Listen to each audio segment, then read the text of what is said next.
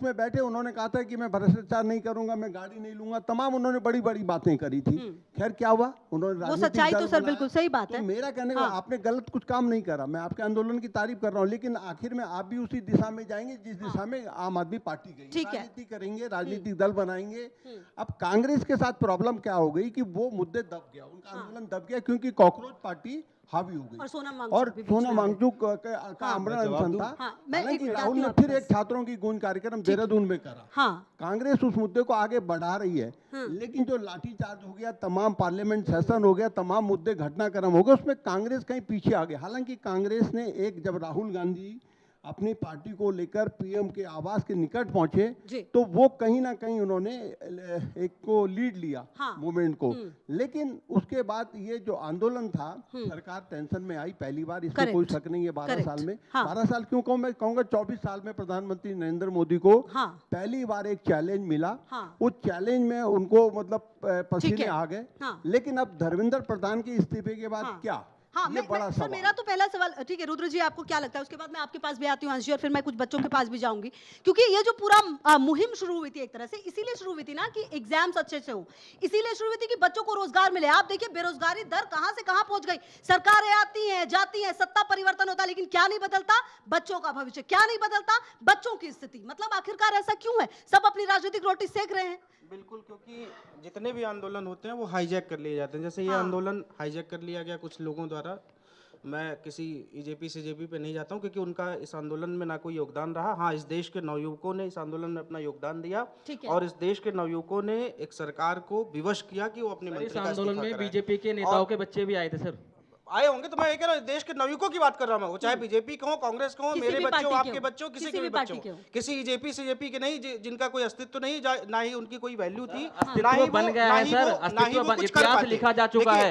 जो लोग कहते थे कि हमारे समय में इस्तीफे नहीं होते हैं, मैं वही कह रहा हूँ, युवा पीढ़ी ने, जैन जी ने करके दिखा दिया है सर। देश के नवयुवकों ने किया है, किसी ऐसी उड़ते फिरते लोगों ने नहीं किया है, जो उड़ते फिरते आए हैं और उड़ते फिरते फिर कहीं चले जाएंगे। ये मैं बहुत विश्वास के साथ, और उड़ते फिरते नहीं है, इसी देश में रहेंगे, इसी जमीन पर रहेंगे, और जो भी कोई गलत करेगा उसे जवाबदेही लेकर रहेंगे। वो अच्छी बात है, और ये मूवमेंट एक अच्छी बात है कि ये मूवमेंट धीरे धीरे बना। इस देश के नवयुवक उस मूवमेंट से जुड़ते चले गए। कुछ बदलाव होगा? बदलाव अगर इस देश का नवयुवक चाहेगा तो बिल्कुल बदलाव होगा, लेकिन अगर कुछ लोग जिनकी बच्चों के पास मुझे जाना है, उसके बाद मैं आती हूँ, जिनके इल मोटिव है वो नहीं कर पाएंगे। एक ऐसा सवाल है, बदलाव होगा, इसका जवाब किसी के पास नहीं है, ना कोई दे सकता। ठीक है, मैं कुछ बच्चों जैसे है वैसी चल रही है। पेपर लीक कानून बन रहा है, कितना कड़ा कानून बना लो, इसमें सबसे बड़ा मुद्दा कल इनके कांग्रेस के एक प्रवक्ता ने उठाया, लेकिन कांग्रेस नहीं उठा पा रही है। वो मुद्दा है कोचिंग सेंटर।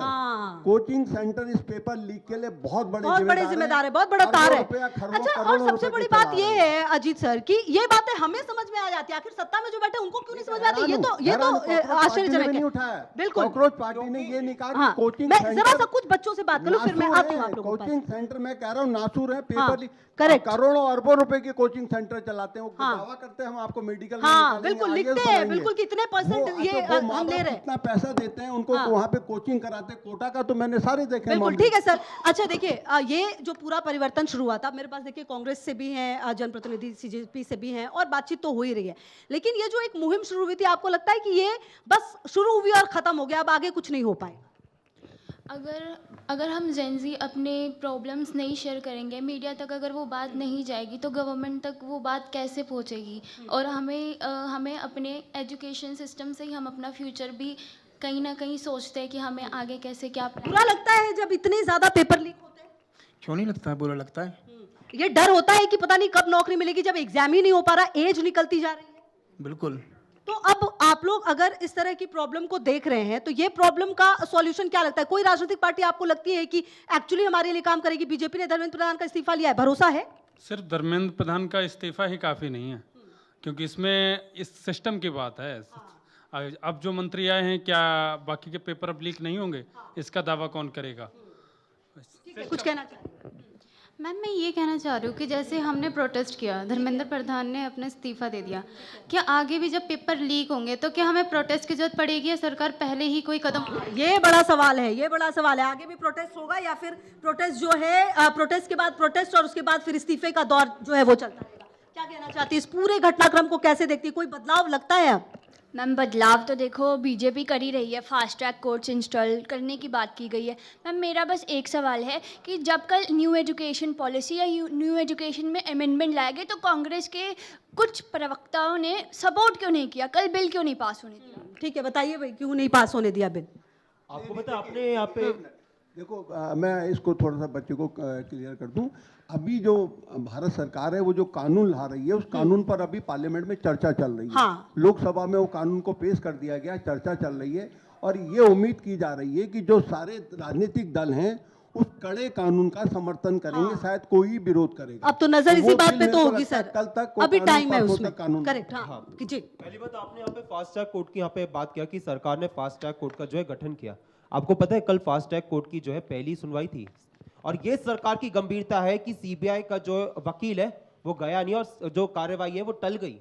ये सरकार की गंभीरता है। सरकार की गंभीरता मैं आपको बताऊं, 2024 में जब नीट का पेपर लीक हुआ था उसका जो मेन एक्यूज सरकार ने पकड़ा था संजीव मुखिया, आप वो पहले तो 11 महीने के लिए फरार रहा और सरकार की गंभीरता यह है कि उसके खिलाफ एक सबूत तक नहीं लेकर आ पाई। हाँ। कि जो है कोर्ट ने उसको कहा कि हमारे पास पर्याप्त एविडेंस नहीं है और उसको क्लीन चिट मिल गया और आज वो जो है बेल पे घूम रहा है। ये तो सरकार की ये- गंभीरता है। ये बिल्कुल सुनिए सही। एक सेकंड खुशबू जी, हाँ, हाँ। सरकार की गंभीरता मैं आपको और बताता हूं कि 2024 में राधाकृष्ण कमेटी बनी थी, उसने 101 रिकमेंडेशंस दिए थे एनटीए को और एनटीए से जब सवाल पूछा गया कि 2 साल हो गए आपने कितने रिकमेंडेशंस लागू किए कि पेपर लीक के ऊपर जो सिस्टम है वो दुरुस्त किया जाए, तो जवाब आता है 0। ठीक है, ये सरकार की गंभीरता है। सरकार की गंभीरता ये है कि जब धर्मेंद्र प्रधान से पूछा गया 2024 में पेपर लीक हुआ है, उन्होंने पार्लियामेंट्री स्टैंडिंग कमेटी को बताया नहीं, कोई हाँ। पेपर लीक नहीं हुआ। ठीक है। सरकार की गंभीरता ये है। सरकार की गंभीरता मैं आपको और बताता हूं। सरकार की गंभीरता ये है कि सिर्फ यहाँ पे आके सिर्फ यहाँ पे बोलेंगे, भाषणबाजी करेंगे। आपने कहा कि कल हमने जो है बिल पास नहीं होने दिया। सवाल हमने ये पूछा कि बिल हम पास करना चाहते हैं, हम चाहते हैं कि कानून पास हो और दुरुस्त कानून आए, लेकिन सवाल ये है, ये पूछा नहीं जाएगा। ठीक है अंशी, सुन सुन लिया, काफी सुन लिया आपको। और भी लोग हैं, उनको भी अपनी बात रखनी है। 5 सेकंड, चलिए लीजिए आप 5 सेकंड। हम एक सवाल हाँ। पूछे, 20 जुलाई को जो बच्चों के ऊपर कार्रवाई हुई उसका ऑर्डर किसने दिया, जिसकी निंदा खुद सीजीआई ने की, जिसकी एक निंदा बात- खुद बीजेपी के बड़े नेता ठीक मुरली है। मनोहर जोशी ने की। ठीक है। पहले कहा कि भाई पहले अरे अंशी, आप ऐसे कंटिन्यू नहीं बोल सकते, आपके सवालों का तो काउंटर भी लेना पड़ेगा ना। आप सुनिए, बिल्कुल जवाब दे दिया आपने। ही अभी- अब मेरी बात, मैं- आपने अब एक सवाल मेरे को ये बताइए, ये जो बात कह रहे हैं इसका जवाब तो आप दीजिए। इसके अलावा मुझे ये बताइए, क्या ये जो आप लोगों ने मांग की है कि किसी भी बच्चे पर एक्शन ना हो, किसी भी बच्चे पर एक्शन ना, आपने वो विजुअल्स देखे हैं जो पुलिस वालों की लिंचिंग की गई है, पुलिस वालों को मारा गया, आपने वो विजुअल्स देखे हैं? आपको वो ठीक लगता है, चाहे वो कोई भी हो, आपको वो ठीक लगता है? आपको नहीं लगता कि उसको आइडेंटिफाई करने की जरूरत है, ना कि ये कि भाई नहीं नहीं किसी पे नहीं कुछ होगा? ये सही लगता है आपको? मैम आप भी एक महिला एंकर हैं, हाँ। आपने वो वाला विजुअल तो देखा है, शायद आपने वो विजुअल नहीं देखा मैंने वो कि भी। कितनी बुरी तरह से महिलाओं को उनके मैं प्राइवेट तो पार्ट्स उसकी की जगह बात तो पर कर ही रही उनको हूँ, वो hit किया गलत गया। है, लेकिन पुलिस वालों की जो लिंचिंग हुई वो गलत है या नहीं है? मैं मेरी बात सुनिए, मैं उसी हाँ। पर आ रहा हूँ। आइए।